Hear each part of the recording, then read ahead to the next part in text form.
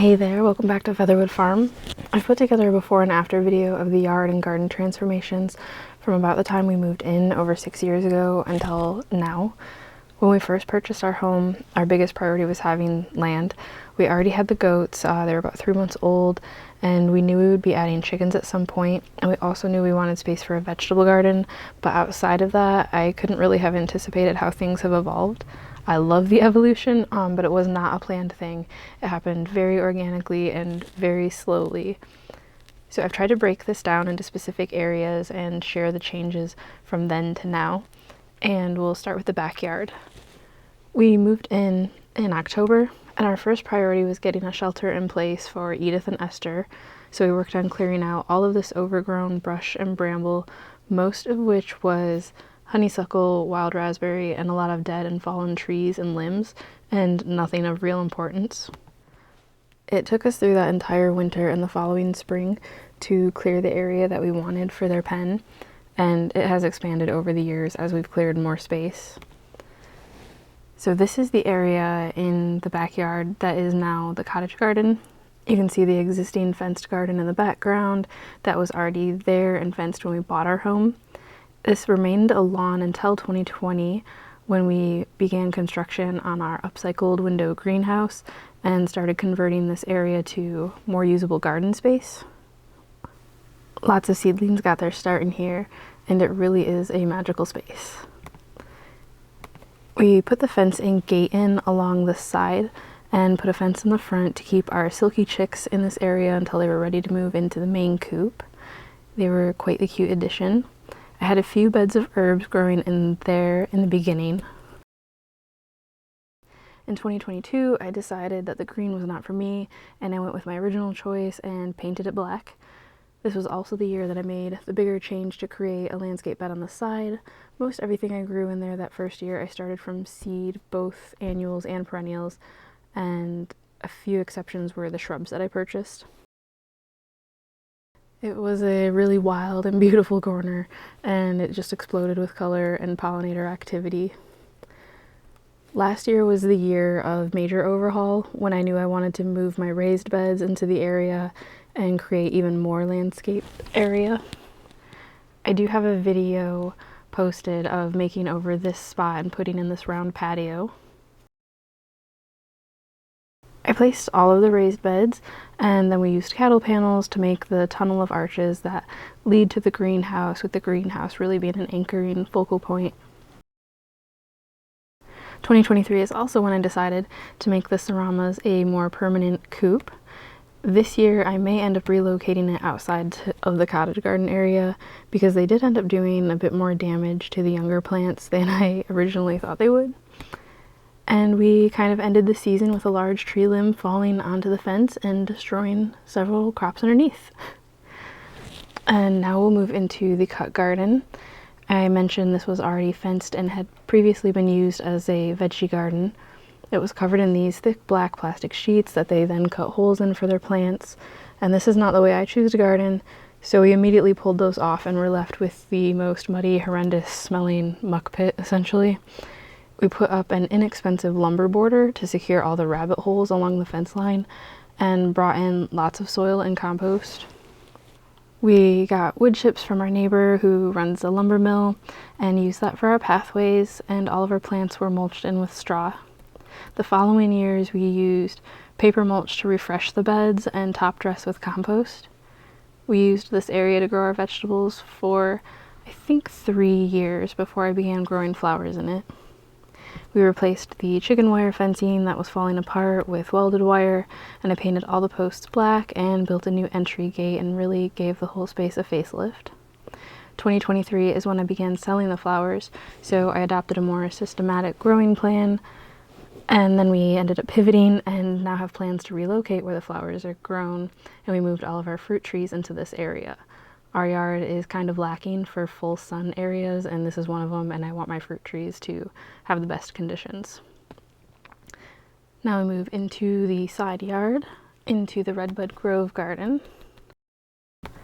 This is actually a shot of much of the yard right after we had our house painted in 2018. You can see it was just a blank slate. And then In the same year, I dedicated this spot to growing cut flowers just for myself for fun. I did this for a few years before turning it into the gardens you see now. The landscape beds were started in the fall of 2021 and really started taking shape in 2022. And the side yard is actually the most difficult area of our entire property to garden in. We have clay soil, which I actually don't mind, but we believe there may have at one point been a gravel driveway through here because there are portions of this yard that when you get about 4 to 6 inches down are incredibly gravelly. It is just pulling out tiny pebbles. I didn't know this at first because it isn't throughout the whole space, it just kind of follows this particular path, and I had already begun building these beds when I realized this, so I tried to amend the areas as best I could and intentionally place more shallow rooted plants in these areas when possible. Another difficulty is that it's surrounded by walnut trees, which impact what I'm able to grow. But despite the challenges, it really is a beautiful garden, and it's one of my favorite spaces to be, especially with the addition of the swing set last year. It's lovely to sit out in the evenings.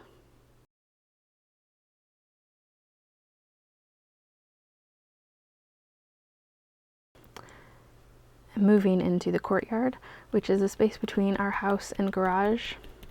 This is the back door on the garage, which leads to the workshop, and you can also see what the house color used to be.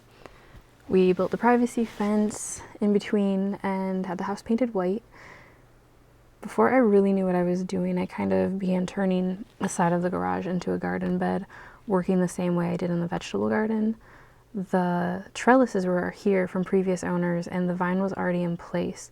It wasn't until it bloomed that I realized it was morning glory or bindweed, and I pulled it, but it is still a massive nuisance throughout the whole yard now. I used brick pavers I had on hand to edge the existing hosta beds from the previous owners as well as the new ones I created. And I went through several iterations of a design when working in this area before landing on what it looks like now. It's prone to flooding during heavy rains, and we've been gradually working towards a permanent solution to this.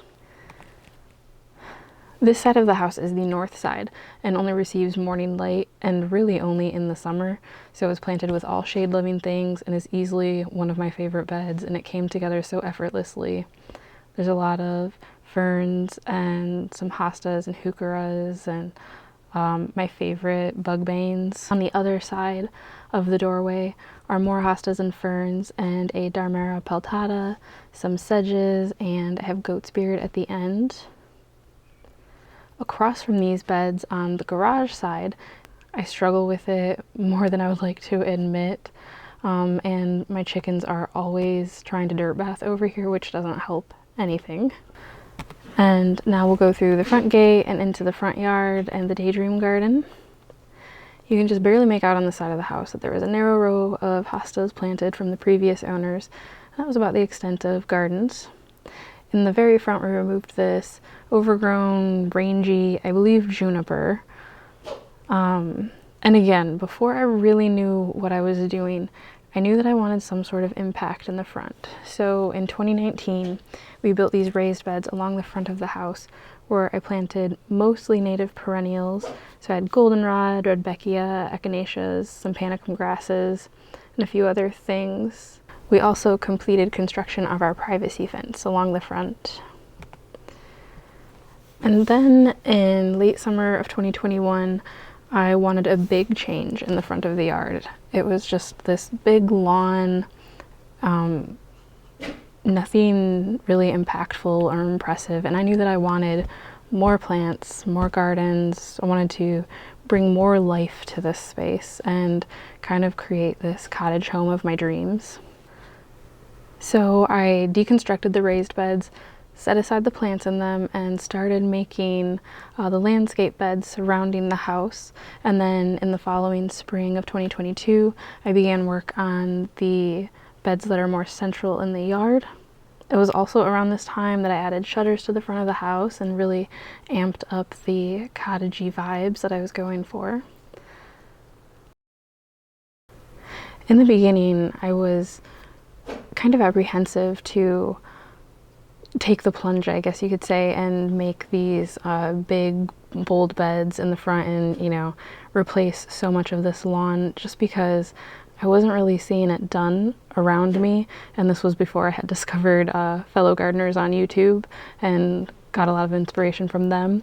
So it was a big leap for me to do what I've been doing the last couple of years. It took a really big leap, and then once I started, I kind of couldn't stop.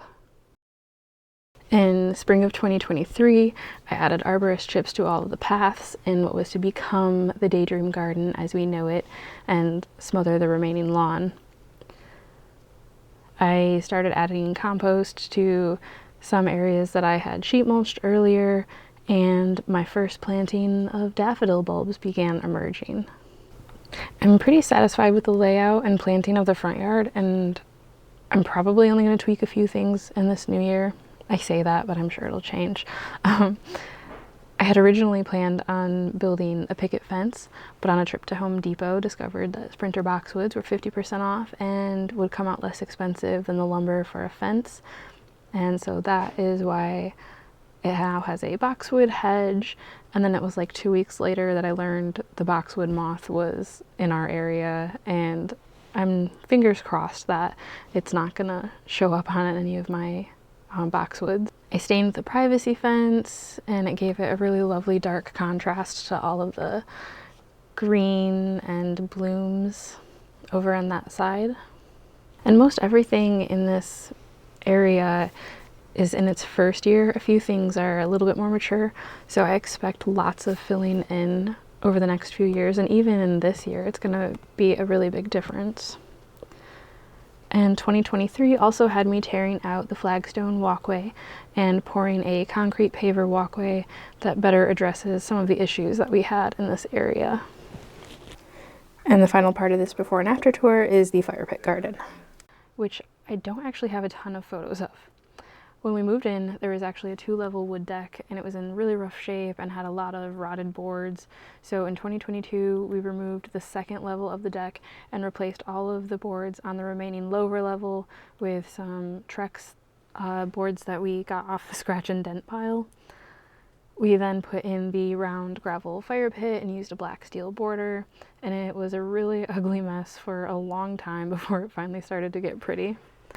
I got to work creating a garden space around the fire pit, the goal of which was to create a feeling of privacy when we're seated here. And this was the planting from that first year. I used pavers that we had lying around, as well as some that I actually uncovered when we removed the deck to make the little walkways. And this was the plant holdover station for a while in 2022. And this is the nearly completed deck. It was so much better and safer and more functional. And then in spring of 2023, we actually had a lot of torrential rainfall that flooded basically our entire property. The back, front, side, everywhere was underwater. And I was a bit scared that all of my baby gardens were gonna take a hit and I would have a lot of losses.